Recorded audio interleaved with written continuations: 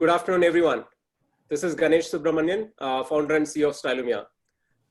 We have extreme pleasure in welcoming a new CEO to this series, CEO Talk series we have been doing over the last few weeks during the lockdown. The purpose of this series is to enable brands and retailers and share ideas on how any brand or retailer can come out of COVID resilient and also future ready. While we are battling with what we are battling with, but I think it's important that we prepare for the future. In this context, I know Vineet for a while, and I just want to introduce, this is a company that when we get to reception in their office, we can see a difference. And, people across our company have visited them, and anybody external is treated as much as their employee. It's amazing difference that you can see as you enter this company. It's very partner friendly, employee friendly, environment friendly, and they're also tech forward. With those few words, I welcome Vineet. Over to you, Vineet. Thanks, Ganesh, for the introduction. I think I hope we live up to those things you said about us. Yes, I think Bestseller has been in India for about 10 years. We've created a good ecosystem of partners, employees, and suppliers. We have about 200 plus stores now, about 1100 plus shop-in-shops in the country, and about 6 strong brands. I think the country has really helped us a lot, and I think we've really adapted to this country in terms of the fashion, the kind of service we want to give.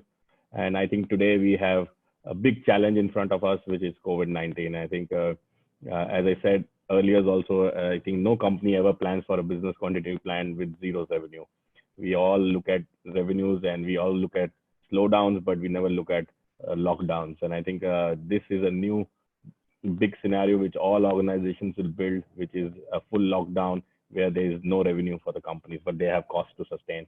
But I think COVID-19 has put us through a challenging times, and I think all companies are reacting very, very differently, are putting up new processes, are looking at new opportunities, and also looking at the entire business model. And so do we in Bestseller, looking at the entire business in totality.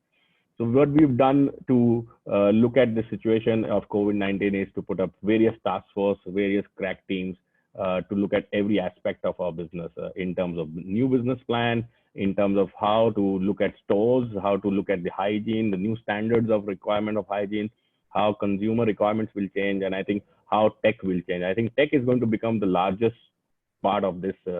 I think how conveniently we are now able to sit kilometers and miles away and able to chat to and talk to each other. I think that has given a lot of confidence for people to adapt more technology. I think in Bestseller, we have been a little bit ahead on the curve in terms of adapting to look at new opportunities in terms of tech, whether it's working with Stylumia, whether we have a collaboration with IBM or various other collaborations we have across the globe. And we have used technology at the forefront of our business. To do better predictions in terms of fashion, trend, the buying, how to ensure the right inventory, the right discounts are available, and what is the right opportunity. And I think we have to now look at a scenario where this will become much more sharper. This will need to become much more important as a part of the process, because none of us can afford that we have a customer in our stores and we do not have the right product. None of us can afford that we have too much inventory lying in one part blocking cash and in the other part there is nothing. Can you just hold on for a minute?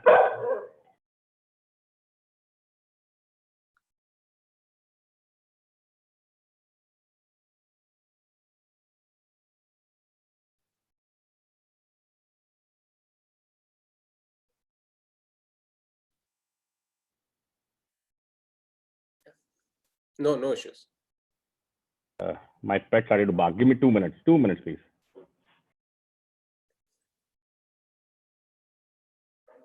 But that's a fun working from home, right?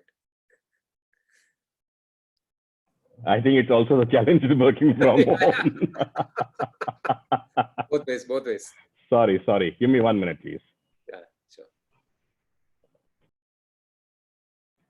So as I was saying, I think in today's time where capital has become the most key part of the business, I think it is also going to be important that we use the right tech, the right logics and the right algorithms to figure out what is going to be the most relevant product in each market, in each shop, and what is your consumer about. And studying the consumer is going to be a big, because no more they are you have the opportunity to be inefficient because the cash has become such a big constraint for all of us.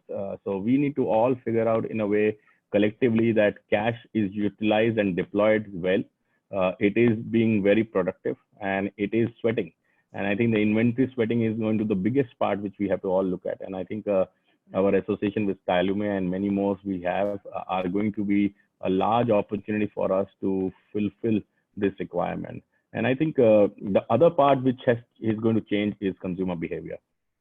We have to look at how consumers will behave post the COVID situation, especially from an online hyper local. I think hyper local is going to become so much important, and all the companies that have been talking about online omni have to now look at that it's become real. It's today.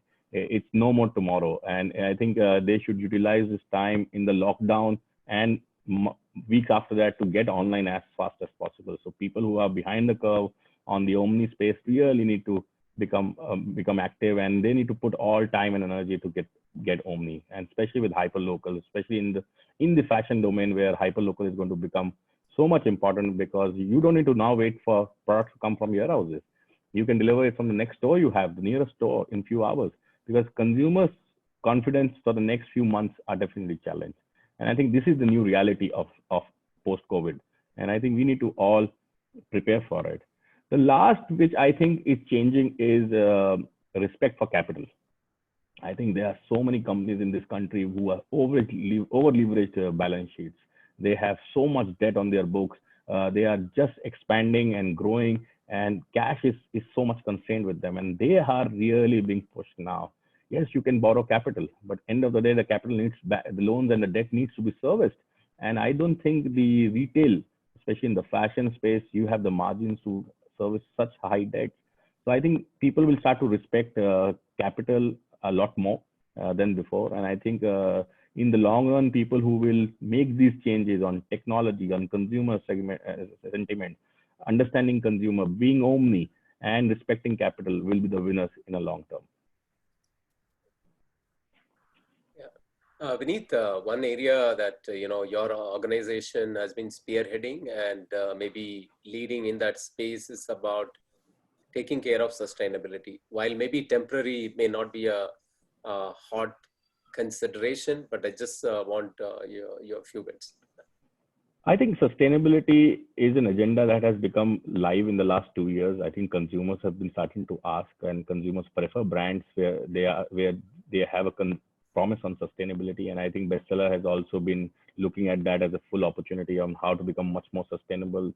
And sustainability is just not a word from a fabric perspective. It needs to be the entire value chain, how sustainable you are. Where is the cotton coming from? You need to know that also. Just saying that we have better cotton is not sustainability.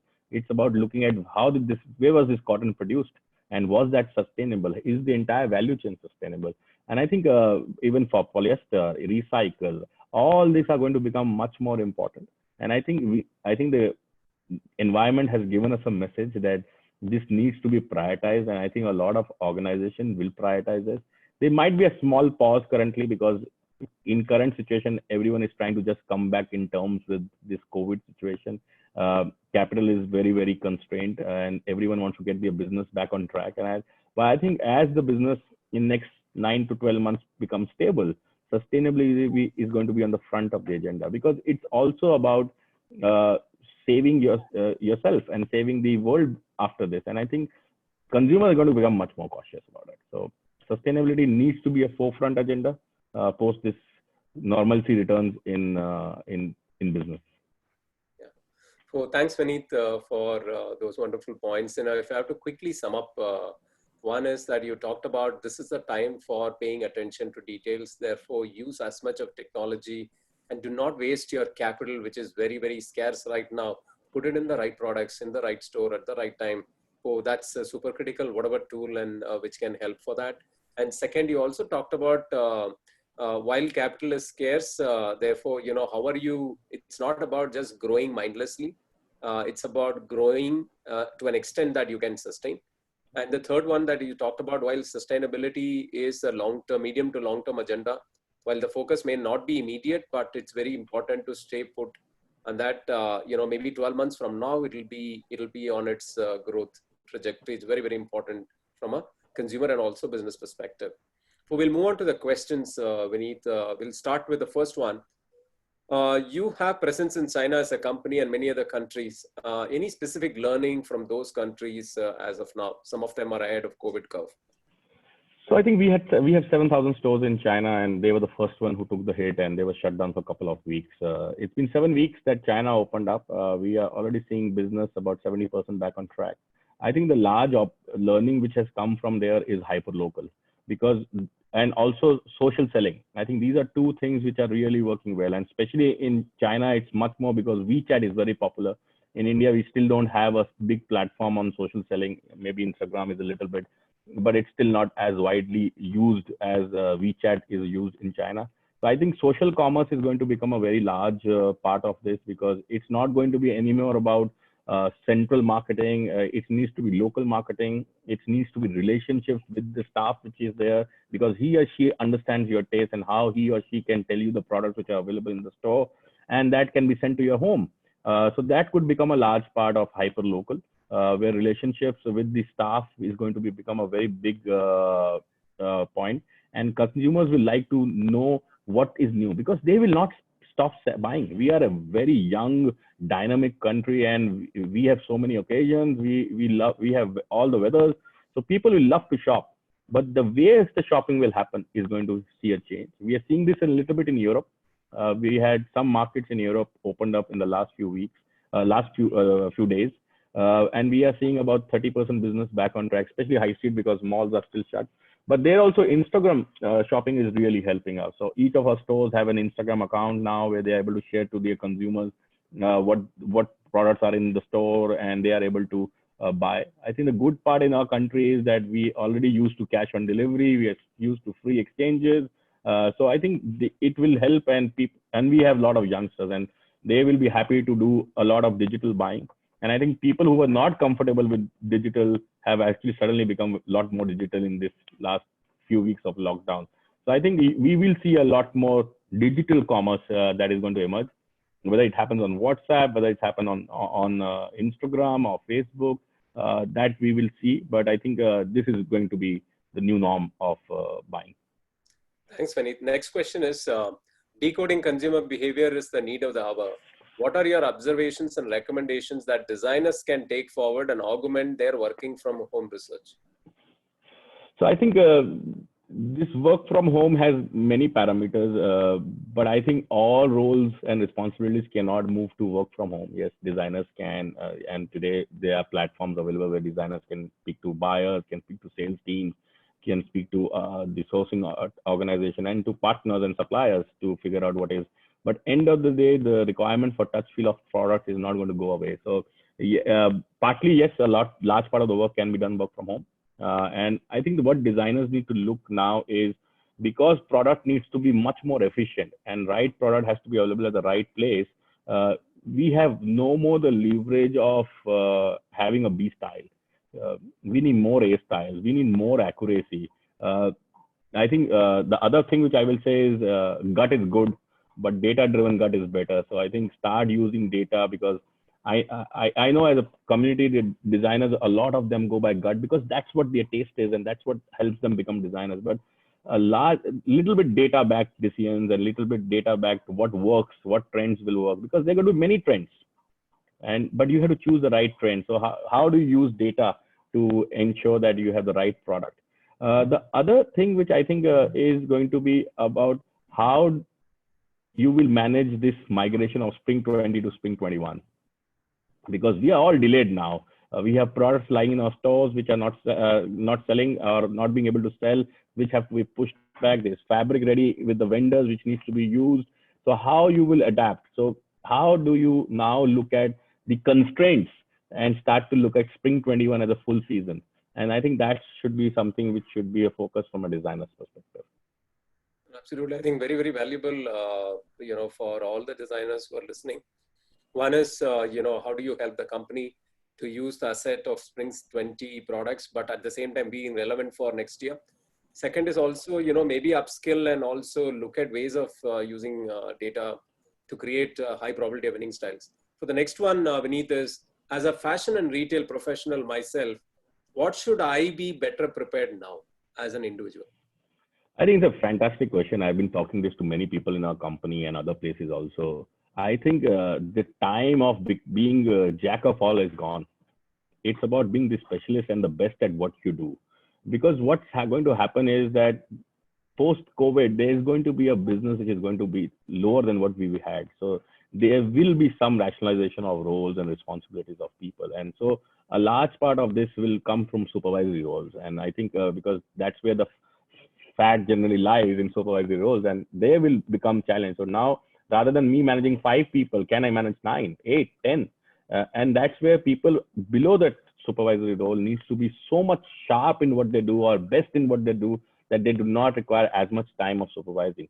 This might be a short-term challenge. Maybe for next 12 to 18 months, this is going to remain because obviously business will come back on track. And then, but I think next 18 months is so critical to be best at what you do. So I think spend this time of lockdown to learn the skills, make yourself sharper, understand, attend more webinars. There's so much available online these days. I think the world is so much different today than the world we used to be before COVID. And I think use that opportunity to learn and make yourself the best at what you do rather than trying to learn everything and then not be best at it, because this is going to be about specialist for a time being. Yeah, I think Vineet, you bring a very different perspective. There was few days back we were talking about, there was a viewpoint on multi-skilling is the need of the hour. But I think there is definitely a very practical point of view here. Given a choice, who do I choose? Right. And I think next 12 to 18 months. See, the time, we do not have the time. Yes, we will do people, and there will be multitaskers also required.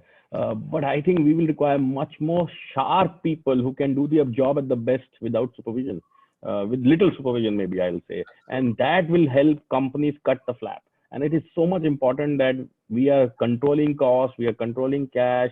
And I wanted to say, so there's bad cost and there's good cost. Cost is cost, it's going to remain, but we need to take out the bad cost. And some part of the bad cost is going to be in rationalizing people. So I think we should not feel bad about it because this is hard reality of business. And I think times like this help us put some reset to the organizations and to companies and to structures, because that we are not able to do on a day-to-day basis. But today when you're sitting, you're able to think, oh, I can tell you, maybe there are some people in your teams whom you have not interacted in the last 3-4 weeks and your work is happening. Then you start to think, okay, do we really think that we need this person and that person, and can we work with a little more efficiency? And I think that's going to happen. Well, absolutely. I think it's a great point. I think for everybody who's listening here is the time to get focused. And next question, Vineet, is what are the 3 things a physical store should do in your perspective post-lockdown? So I think giving customer the confidence that it is a safe environment he or she is walking is going to be very, very important. So we obviously used to ensure that the stores are kept well and they're clean, neat. But I think now we need to look at how many times are we sanitizing the places? How many times are we sanitizing? There are high touch locations in the stores. How are you treating that? How are you looking at, especially in the fashion space where the garments are being tried? How are you ensuring that the garment is completely again sanitized for the next customer to try?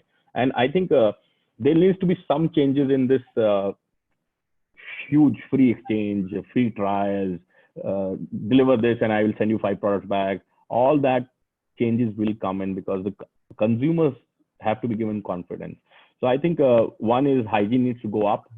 Second, I think our employees need to be much more screened, more from their perspective and the customer's perspective. And I think third is the ecosystem of getting hyper local from the store. I think that's going to needs to be much more faster now than ever. So what did you mean by hyperlocal, if you can So I think today what happens is we have an e-commerce website where people buy stock and they are able to be delivered either from the warehouses or from the store where the stock is available. But I think now we'll have to look at pin code wise stock, which is nearest available to them. And that becomes the first assortment for customers to select. Or even when the customer is selecting, we give them the option that this product is lying in this store and can be delivered in few hours. And are you okay with that? And that might mean no free delivery because there could be a cost attached to it. But I think a customer getting a product 4 hours in 4 hours is far better than a customer waiting 4 days, and they might be able to pay a little bit of the cost. But then your entire tech needs to be ready to be able to see what inventory is there. The accuracy of the inventory becomes more important. The cataloging becomes very important. The algorithms have to be looked at. So I think there's a huge difference of being online and omni and then being hyper local. So I think hyper local is the new norm, and then tying up with partners like Swiggy. I just read that Domino's Pizza is delivering groceries these days. So people are going to reinvent their business model because in the short term, a lot of businesses have got no business, right? And suddenly food delivery has become a big challenge. People are not wanting food delivery, but the guys in Swiggy and Zomato and others which are Dunzo who are sitting, but they are people, and we can use them to deliver products faster to consumer. So I think every such black swan event gives you an opportunity to relook at the business. And I think one big opportunity now in front of us is to how that we fasten the digital journey of the company. Got it. Vineet, next question is about what do you see the future of sub-premium segment, while it is quite obvious that luxury and mass might rebound. So basically the question is the middle layer.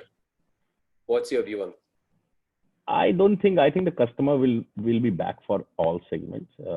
Yes, the middle segment in the interim, in the initial part, will be the largely impacted one. 60 days will be a tough one once we open. But I think demand is going to come back.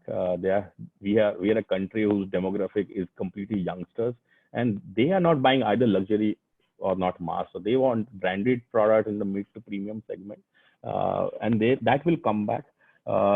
It will purely depend on the value for money you offer them. It's not about pricing. It's about value for money. Is the product relevant to them? Is it fashionable enough? Are you giving them the right service levels? And there's products, and the consumers will come back. And we are seeing this in China. We are seeing this a little bit in Europe, and we are in the mid-premium segment everywhere. And as far as luxury goes, I think the consumption of luxury is hardly anything in this country. I think they have a different segment, and mid and premium is a very different segment, and mass is a little more different segment.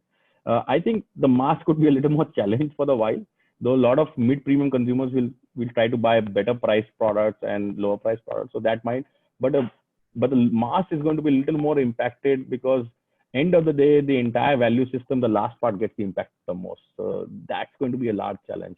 Mid and premium, 60 days to 90 days to pull back, to start back. And then I believe around Diwali, we should see good reason because there's going to be festive, there's going to be weddings, and then winter comes in, and hopefully with the environment reset button that we have pressed because of a month more lockdown, winters are going to be heavy and nice, and I think that will push demand back to the stores. Yeah, got it, Vineet. The next question is, what would be the specific lead times we might look as future orders and there would be no season calendar? How will this impact the sourcing and managing vendor side? Basically a supply chain related question. Yeah, so I think supply chain across industries have been impacted. So even if your factory gets opened, where your supplier gets opened, does he have the right manpower? Is he getting the fabric in time? Is he getting trims on time? All that is impacted. And I think today, more than ever, today is a time to collaborate and work much closer to the suppliers and the supply chain team to figure out if each element of your product is in time, or when is it coming and when will it hit the stores, and what do you do in the plan B. But I think everyone has enough and more merchandise either in the stores and warehouses or with suppliers ready that they can manage this challenge. But supply chain is going to take 3 to 6 months to normalize. So brands and suppliers who have long lead times need to be really sure about what they're doing with Spring 21, because knowing a lot of companies, they start to buy 9 months ahead of time. So they need to figure out what is happening to Spring 21, and especially to do with liabilities on fabrics, or mills. Are the mills operational? Is the new trend, which is a trend, is that fabric available?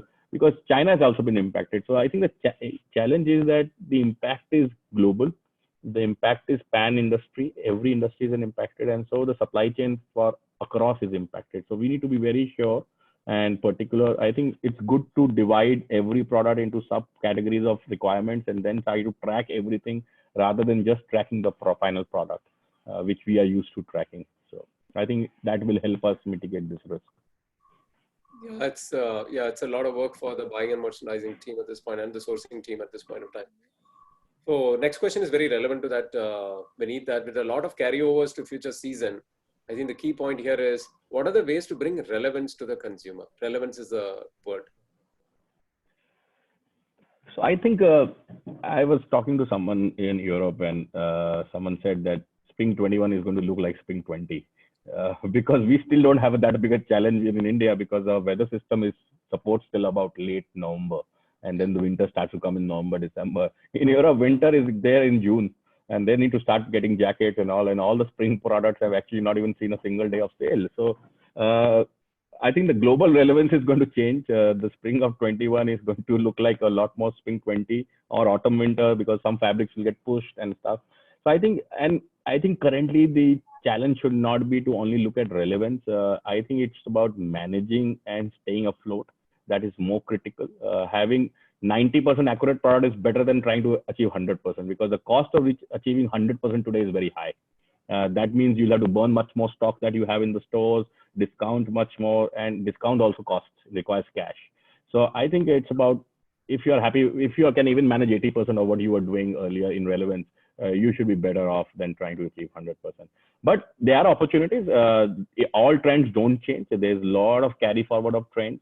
There's a lot of carry forward of fabrics, the styles, and I think one should start to look at those avenues. Now, I think companies who do not have a strong, new supplies or a core products are going to be a little bit more challenged, especially in the fast fashion domain. So, because that will lose their age and time quickly. But I think it purely depends what your brand is. How do you communicate that to your consumer? How do you ensure that the products look relevant? It's going to be packaged all across. And I think don't worry about it. The entire world is going to look Spring 21 as Spring 20. So if we take this big pressure on ourselves, oh, we're going to get out of trend, we're going to miss relevance, it's going to cost a lot of money. And if you have the money to burn, then it's fine. Very practical, Vineet. The next question is, because of this all pileup of merchandise, do you see mostly discounted merchandise selling post lockdown? In that context, how would marketing spend look like? Or what will be the marketing mix? So as I said, it purely depends on if you have the capital to burn and put discounts. My suggestion to brands and to people whom I'm meeting is to not do that. I think run promotions, run campaigns, that is all good, but don't go for deep discounts. It's not that every year we used to go on end of season sale in July, we need to go and do it again. There's no rule about it. It's your inventory, it's your business. And I think stop seeing people around us and think about your own business and manage that. And I think we're going to do that from our perspective, irrespective of what the market does. We are not going ahead and doing too much discounting. Yes, there'll be campaigns and we should do that. And yes, we should promote them. But I think the current time is about protecting capital and cash. And I think marketing also needs to take a backstage. Yes, you should have interaction with your consumers. Yes, there's digital available, social available, use all the opportunity. But the marketing needs to go a little bit on backseat. Communicate. I'm not stopping saying don't communicate, but don't just try to do brand building during this time. I think test your brand now. If your brand has all the brand building that you've done over the years, it's time to test that. And if you're not relevant for the customer, even you spend so much money now, it's not going to become important. So as marketers, I think we need to be more cautious that how do we with limited resources communicate to the consumer and leverage on your brand strength in the tough times. Yeah, that's, I think, a radical thought process of, not going and clearing your merchandise like that and preserve cash and do your consistent strategy. At the same time, maybe competitive in the market. And in terms of marketing, I think that's a very unique perspective, saying that this is a test of your brand, right? And this is not the time to maybe blow away, right? Even if you have a lot of capital. Very interesting. I think some of the questions are similar. I'm just trying to pick something which is different than what we've discussed. There's somebody from the activewear space. What should somebody in buying sportswear should look at this point of time? I think this this space is going to become a little more. It was already doing well, and it'll become much more relevant because I think if you see a lot of us, we are sitting at home and not wearing shirts and trousers and denim. We are a lot more in activewear because that's the environment is allowing, and we're going to become much more comfortable with that. And I think activewear will see a little bit surge, and I think a lot of product innovations can also happen on the activewear space because that's where this antibacteria and stuff was already there. Quick dry is there because it helps you to become a lot more hygienic. So I think they will improve, and there should be a lot of R&D and innovation tried in this space, especially in the activewear space. So I think I'm very, very keenly looking at how brands will make themselves much more relevant in the activewear space. I think it's a good space to be in. No, it's a great time to be in activewear. I think that's a good message for the person who asked that question. And, that's all from the question side. Vineet, any closing comments from your end? My only comment to everyone is stay focused to your business. Every company's position in this COVID situation is unique. What is your position? What is your challenge? Is your challenge. It's not a challenge of someone else. So someone's challenge is going to be inventory. Someone's challenge is going to be people. Someone's challenge is going to be technology, product availability, supply chain discipline. So there is no clear answer, and you have to devise your own strategy and have multiple strategies. And I'm telling you, we have time to put these multiple strategies together, multiple plans, because the situation is such dynamic that no company ever made a business continuity plan on this. And we've never seen a black swan event like this. The last time it was in India, especially, was demonetization, because that also no one anticipated. But the pullback was very, very quick and fast. So this time it's going to be a little bit slow. So I think put multiple strategies for your company, your brands, your teams, and see how you can work around and change it every day. Because this is about reacting every day. It's not about making a plan and trying to see quarter down the line, oh, did it work or didn't it work? You need to be at the forefront of it, and you need to face it sharply, and you should be ready to take hard calls whenever required, whether it is business, people, product, and brands. And I think also about seeing what stores are relevant, what channel is relevant, and each channel will have their own challenge. So have a separate strategy for it rather than having one strategy that will work. It is not going to work. It's a dynamic situation. It's changing by the day. Sometime online is open, sometime online is shut, and this is going to remain. There could be cities that open up, there could be cities that shut down again, because as and when, look at Hong Kong, they opened up everything and then they had to go back for a shutdown. Imagine there's a second wave that comes in, or a second wave of infection in a city. The government will be forced to shut it down. So you should be ready for it. And also, I think good time for organizations to look at crushing the lead time of products. I think we do not do that. Some express people do, but I think overall, this 9-month cycle of predicting business and fashion is something which needs to be challenged and needs to be looked at. Amazing, wonderfully put, Vineet. If I have to just pick some keywords from you, I think these are the times to be very reactive, responsive, not look at quarter plans. I think you need to have maybe weekly, daily, and keep responding. And the need for the entire industry to also shrink the overall supply chain lead time. And the problem may not be, you cannot do a control C and control V. Yeah, this is a time. Your problem can be very different to somebody else's. And wonderfully put, I think what works for one may not work for somebody else. Thank you very much, Vineet, and stay safe. Thanks, Ganesh. Stay safe to all of you. Bye. Take care. Bye, Vineet. Thank you very much. Bye.